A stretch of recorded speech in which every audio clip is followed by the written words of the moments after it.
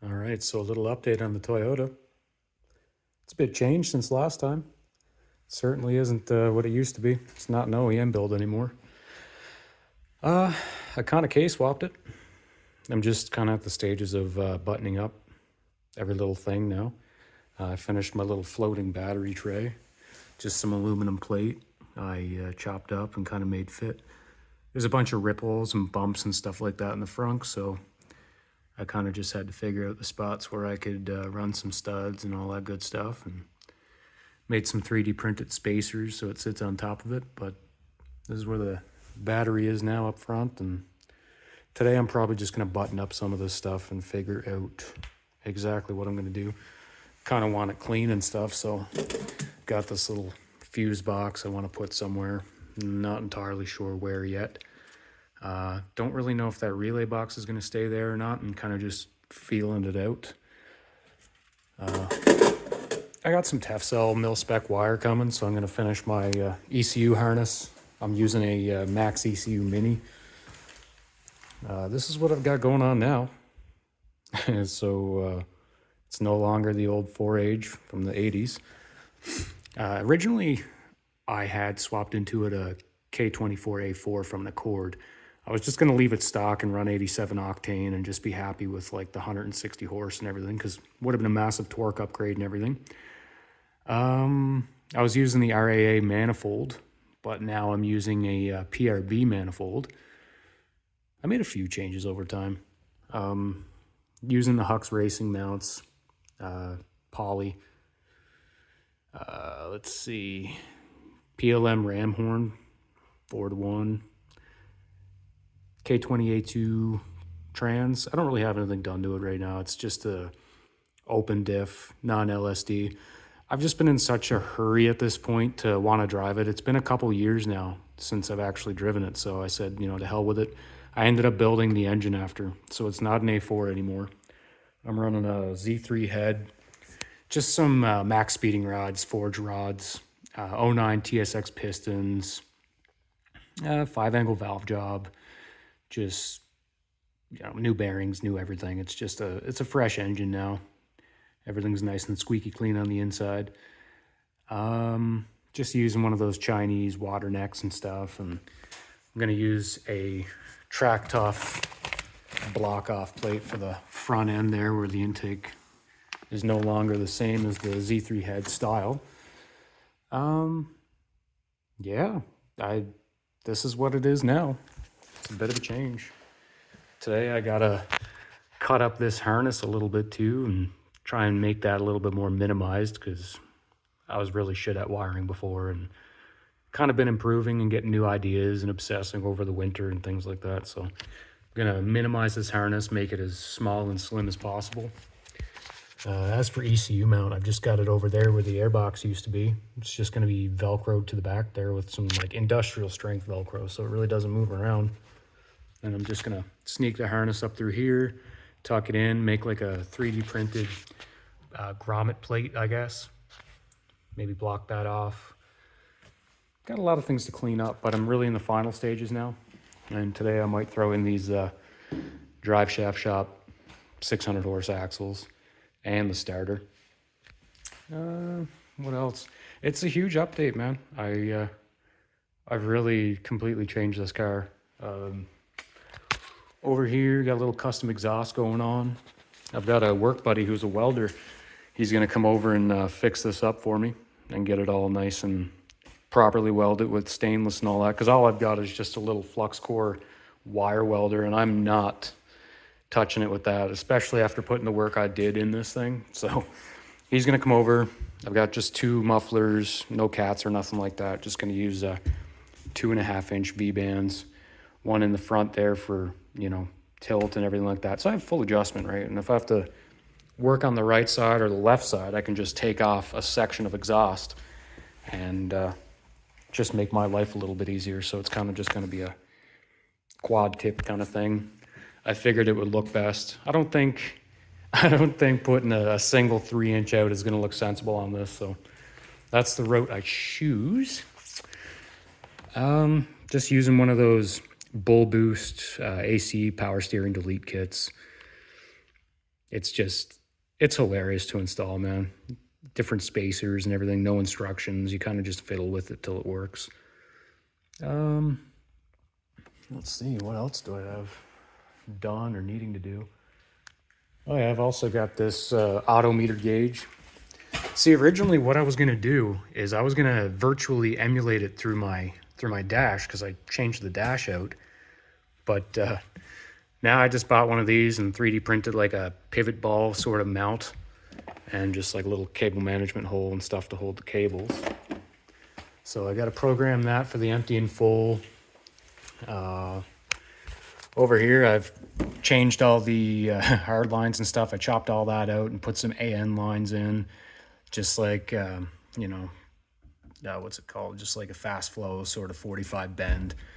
One for the vent, you know, send and return.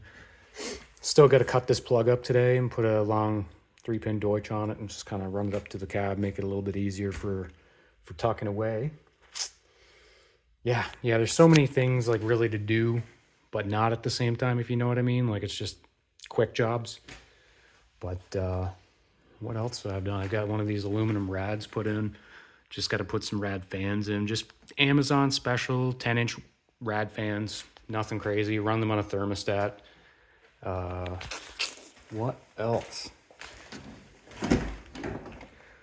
Let's see. Got a Power Tune digital dash. So that's kind of neat. Got the bezel and some little, what is it? Billet. Yeah. Just like billet turn signals. Little AEM X series wideband. Hybrid racing low mount shifter. Just all that good stuff. I used the OEM cables. I actually bought some aftermarket RSX Type S cables, but they just weren't working. That's your own fault, I guess, for trusting Amazon with some products, but OEM cables are mint. Shifts perfect, nice and tight. Yeah, man, just odds and ends. It's kind of hard to think about all the things I've done to it, because it's been a complete change. Like, it used to be an auto, now it's a 6-speed. I've got one of those solid roller clevises, which I don't know. Let's see if we can get some light here.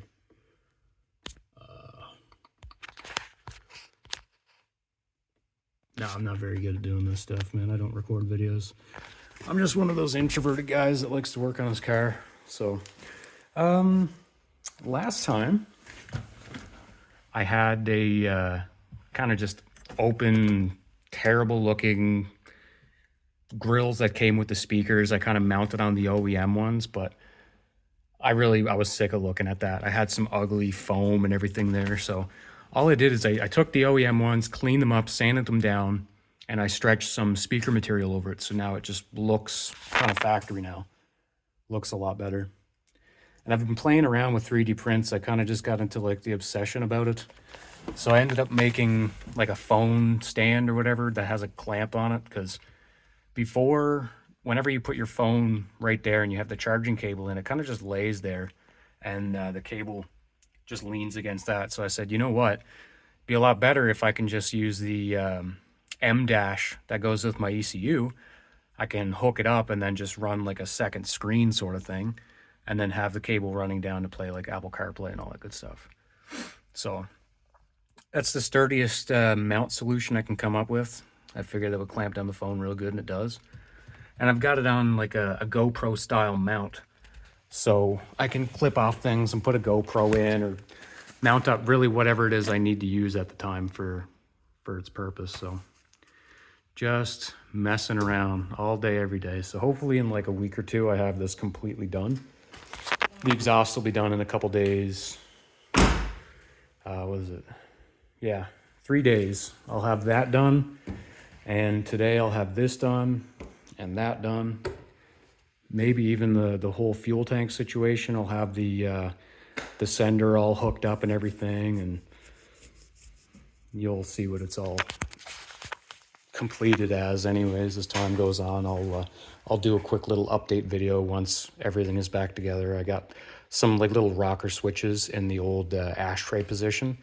I took out the factory ashtray and I made like a little just like a 4-switch panel for my start, a rocker switch for other accessories that I'll be running. And also, I don't know if you probably noticed the dark red versus the shiny lighter red.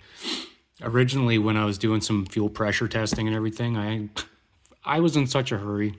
I got ahead of myself, and I hooked up my fuel return to my brake booster line because, you know, I didn't fully really understand what was going on. It really did look like a fuel return. It was like a thicker line over here. I was like, oh, that's got to be the return, even though I could have just went underneath and looked at it, but I was being a dummy.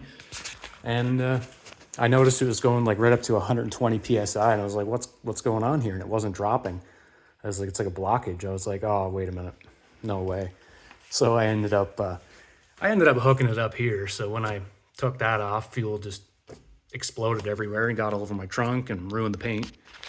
But I'm not worrying about the paint now. I just painted it up a few days ago. I'll freshen it and blend it and do all that stuff. Once I got it driving on the weekends and things like that, I'll just pick at it because I just want to drive it now, man. It's been so long, and I've had this vision of what I wanted to do with it, with the whole case Frank swap and everything. So I just need to see some actual progress at this point. So a lot of you guys, I'm sure, will understand that. And yeah, I'm just super pumped to finish it all. I'm at that point. So hopefully you guys can appreciate the whole K-swap thing. I didn't want to go turbo because I like to drive the hell out of my car, and I just can't see... I can't see myself having to worry about like blow off and everything like that, going around turns and staying on the throttle and building boost and all that. NA has always been best for me and the way I like to drive. So I kept it NA. I'm shooting for good horsepower numbers. You know, I'd be happy with, 220 horse, but some guys have sort of similar combos and they're making upwards of 250 or so. So I don't know. We'll see what happens when I get it tuned. I'm not really shooting for anything's better than the 112 horsepower that it had from the factory. You know what I mean? So not really chasing numbers. I'm just chasing a good driving experience with a half decent sound and everything. I've got a throttle body coming in a couple days, and that'll help me tie up the wiring and everything. But like I said, it's just a really quick update video. I'll get into the nitty gritty of it all once everything is put together and more sensible looking. But yeah, it's just an absolute mess here now. But things will improve. I think that's everything. Yeah, it must be. So anyway, what I'm trying to do is I'm trying to tie in all the wiring that I have running from the back, just kind of sneak it in along here and then loom all this up when it's all said and done. And then I've just got like a point down there where I want to have my charge harness and everything hooked up to, and I want to, stealthily tie everything in and make it look as clean as possible. So just little things to button up now. There's the exhaust. I was really left with not much options, doing a bunch of 180 bends and a single exhaust. I was like, why don't I just do a dual 90 and then just do something like that? It's super short, but I'm hoping with the 2 mufflers, it really quiets it down. I don't want it to be like super raspy or nothing like that. But at this point, I'd just be happy with a running car, really. But yeah, thanks for checking things out. I'm sure I'll get a little bit better at recording videos as time goes on because I don't do this. So this is the car.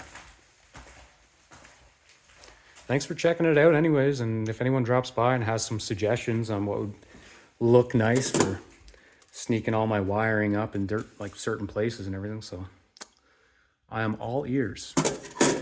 Anybody that's enthusiastic about K-swaps or AW11 MR2s, I'd love to hear what you got to say. Thanks for dropping by.